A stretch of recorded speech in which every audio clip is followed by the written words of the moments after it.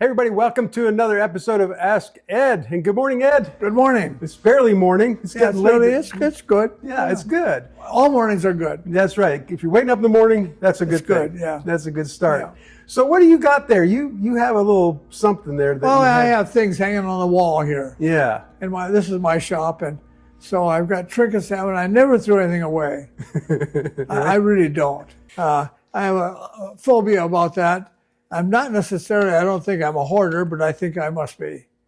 Because I have stuff I've had forever. Yeah. And I keep things that remind me of something.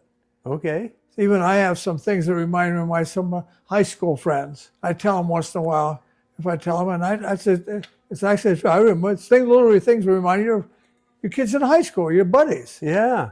What they did. That's little awesome. Quinkies or something like that or something. Yeah. So then you just asked me, what's that steering wheel hanging on the wall? Yeah. And here it is, it's a wooden steering wheel. Yeah.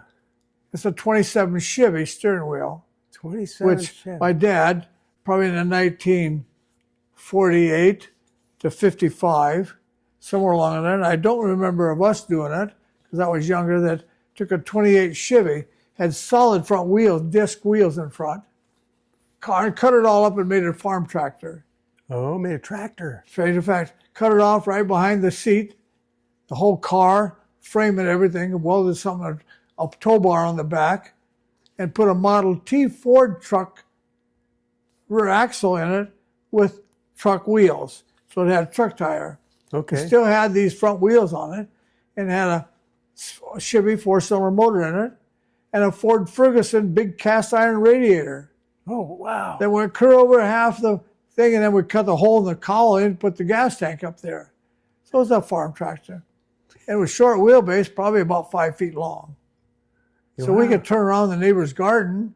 We had a small disc and a drag, and if they had some pretty good sized truck patches then.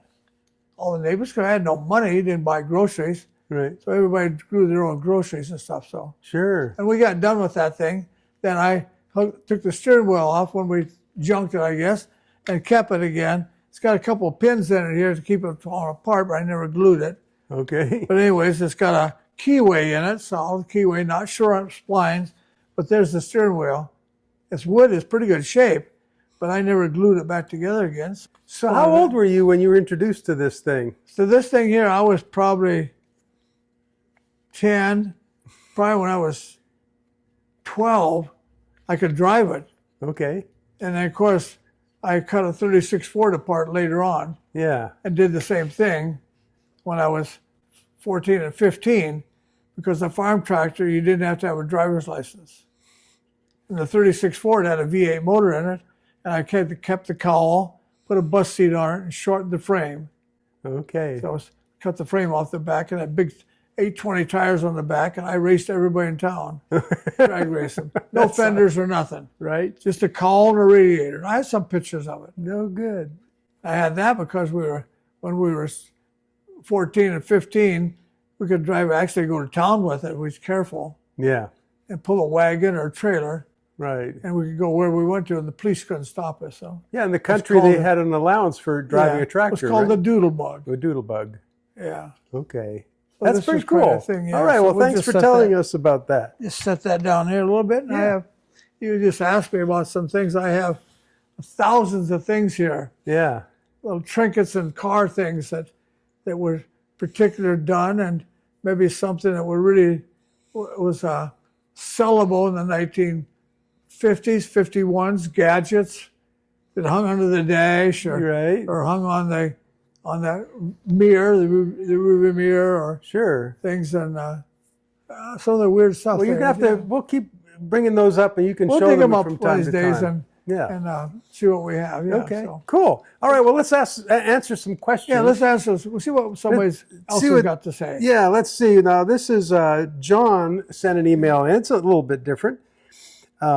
He is saying, would you please, he says, thank you for sharing Ed's knowledge with us, for not only current but future gearheads. So all you young guys, future gearheads, that's awesome.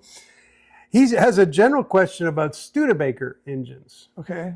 6 cylinders and V8s. In his experience, they tend to have an issue above average oil consumption through the combustion process. Does Ed have any insights to curbing this issue with Studebaker engines, or other than Studebaker's solution of STP?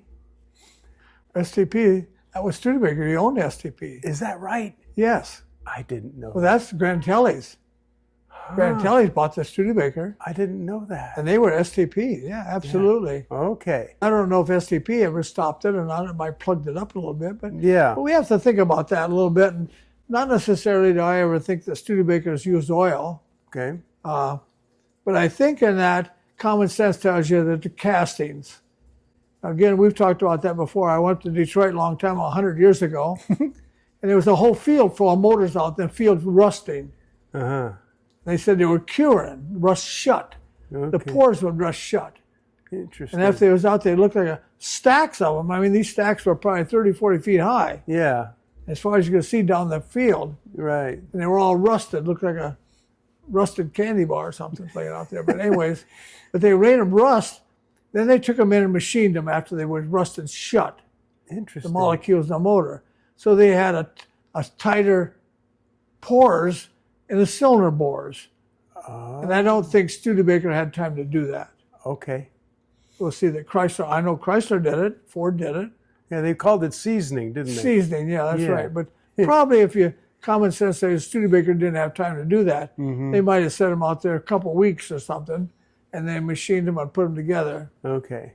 So other than that, I didn't know of anything that Studebaker, I don't think they leaked oil. The seals didn't leak or anything. Right. And, So what about the rings for blow-by? Rings, well, that's your pores again. Yeah.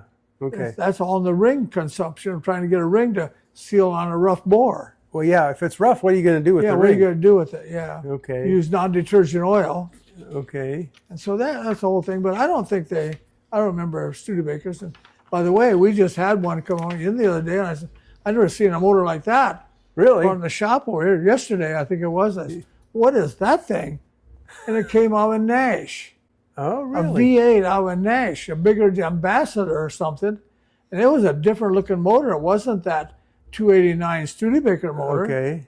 It was a big Nash motor. It had a funny looking cast water pump housing on the front. Interesting. That's where I stopped and looked at that, because I check out what's going in the shop over here. Yeah. Questions and stuff, but that's what it was. So, I wish I would have been here to see that. yeah, it's the motor's still over here. Is it? Okay. Yeah, we just tore it apart. We want to go to rebuild it or Do something. yeah, it was a really weird motor. So we can want this stuff all the time too. We don't know, never seen before. Okay. Yeah, good. Cool. All right, next one's from Christopher. And he says, I got to say, I enjoyed your video on the Turbohydro 350 shift kit repair. Good. Okay. A lot of people like that video. Very informative. He say, I would like to know if that lacquer thinner trick, do you think it might work on an old Ford C4 transmission?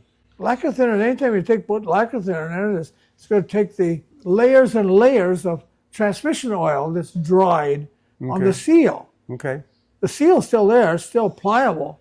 As soon as you remove that layers of transmission oil from being hot and cold, hot and cold, hot and cold Okay. all the time, and the lacquer thinner would take that off, and the seal's pliable again, Yeah.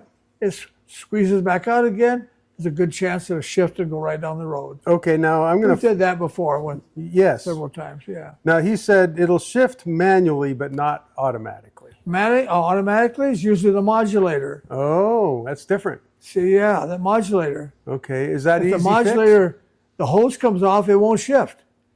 But it will shift manually. So he's got a hose off someplace up with the carburetor or maybe someplace. a crack in the hose or Crack in the hose, absolutely. something? Okay.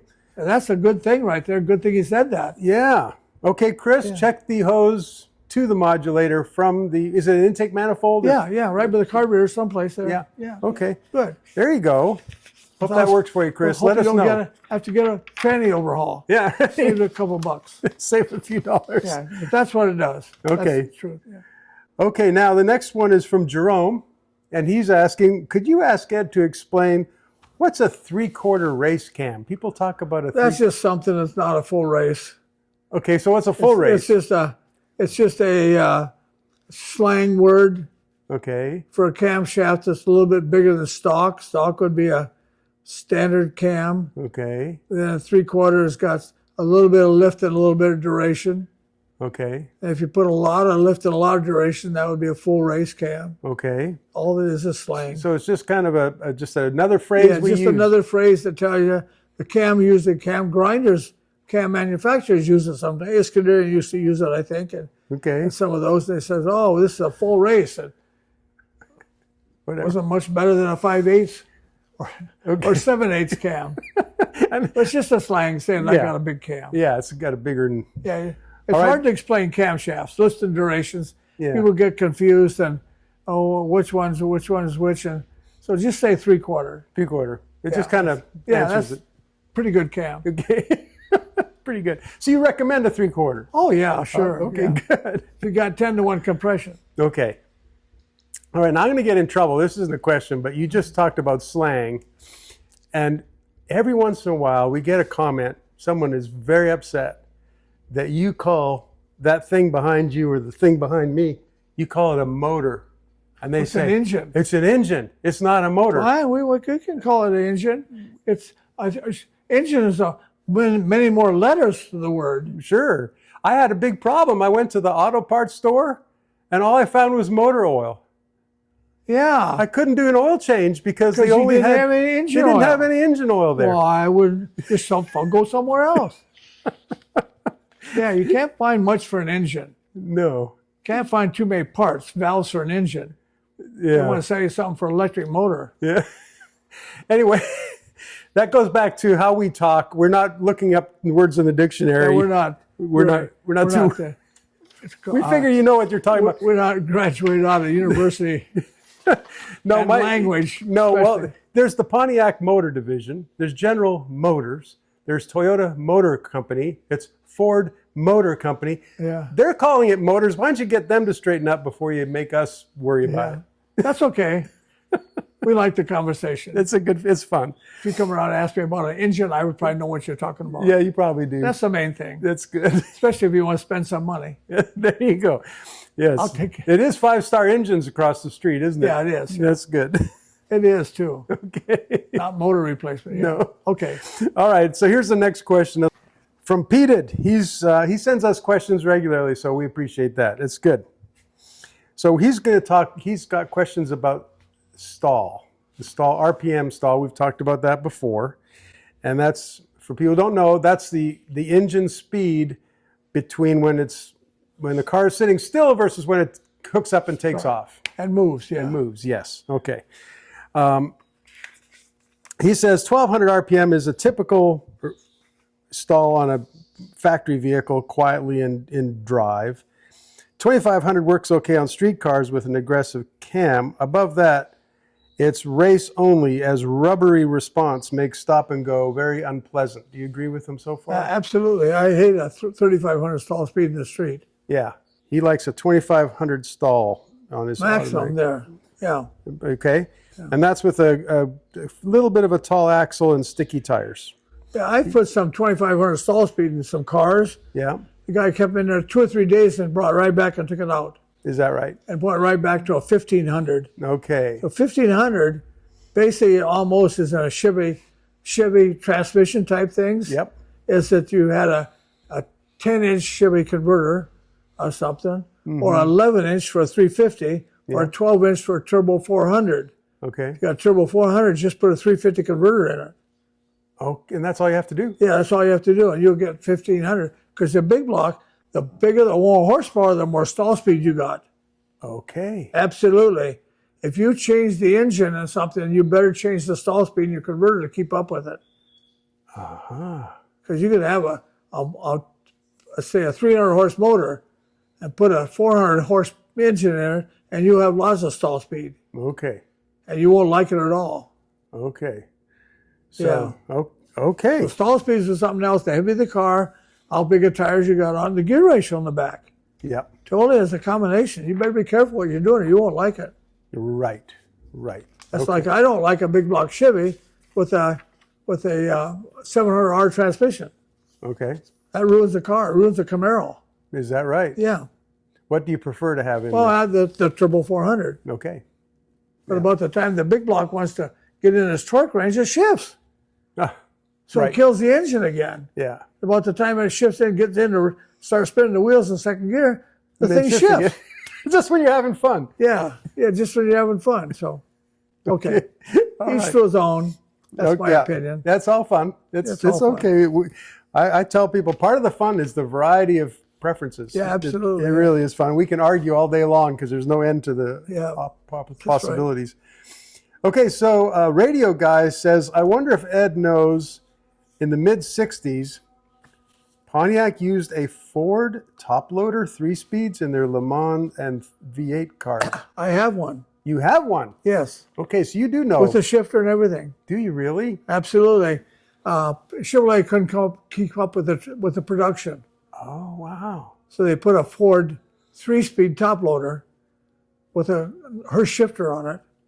Okay. Yeah, and it fit right. It came into Pontiac. Okay. I don't know if they ever did that maybe they did that to Tempest too. Yeah, I think so. The Le Mans. I think Le Mans is a Tempest. That's right. Yeah, it's a GTO. Yep. Skin down. Kind of the intermediate size car. Yeah, I have one of those. I've had the transmission for a long time. It's probably brand new almost. Okay.